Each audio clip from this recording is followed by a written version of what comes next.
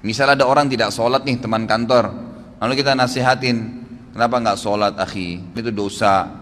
Sholat itu kan, lalu itu ingkar mungkar. Kita masuk kepada ma'rufnya. Sholat itu kan pahalanya sangat besar. Satu-satunya ibadah yang diperintahkan oleh Allah Subhanahu Wa Taala kepada Nabi Muhammad Sallallahu Alaihi Wasallam yang diterima di langit adalah sholat. Ibadah-ibadah yang lain, jihad, apa saja. Masuk ayat-ayat Al-Quran itu turun dari langit ke bumi. Perintah puasa, perintah zakat, kecuali sholat. Sholat di langit. Lalu ada hadis-hadis Nabi Sallallahu Alaihi Wasallam.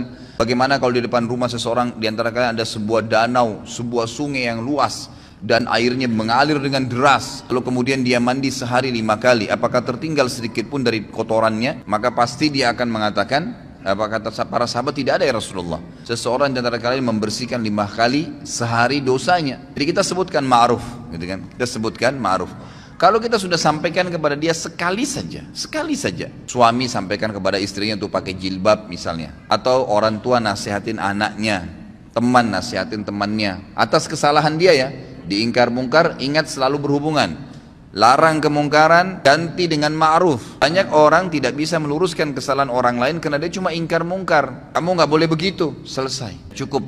Harus diikuti dengan ma'ruf. Jelaskan kenapa dia tidak boleh, lalu berikan solusi. Zina pezina, solusi, berikan solusi pernikahan. Nggak usah pikir dia terima atau enggak, itu bukan urusan kita. Hidayah di tangan Allah Subhanahu Wa Taala. Allah Subhanahu Wa Taala menyampaikan kepada Nabi Sallallahu Alaihi Wasallam, tugasmu hanya menyampaikan saja. Tidak ada tugas yang lain. Kita cuma sampaikan hidayah di tangan Allah Subhanahu Wa Taala. Kalau sekali saja, sekali lagi, Anda sudah ingkar mungkar dan amar ma'ruf, maka gugur hukuman dosa besar. Nggak ada lagi. Jadi kalau sudah diingatin sekali, yang kedua, yang ke-100, yang ke-1000 itu sudah sunnah hukumnya. Sudah sunnah. Suami akan lepas dari tanggung jawab terhadap istrinya yang tidak mau pakai jilbab kalau dia sudah ingatkan jilbab itu haram kalau kamu memperlihatkan aurat kamu. Ingkar mungkar dan ambil ma'ruf.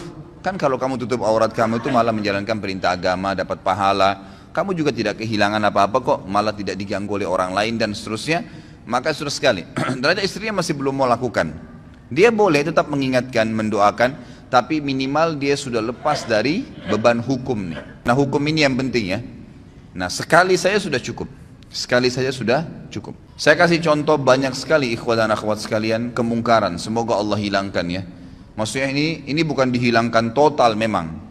Mungkar itu tetap ada, tapi minimal Allah Subhanahu tutupin ya hal-hal yang besar. Karena di Indonesia ini sangat luar biasa. Saya tidak bisa habis fikir, terus terang saya lihat pelang begitu besar di pinggir jalan, biskuit harus memperlihatkan perempuan yang dadanya terbuka. Apa hubungannya? Apa hubungannya antara biskuit itu dengan perempuan yang memakan itu dengan kelihatan semua badannya?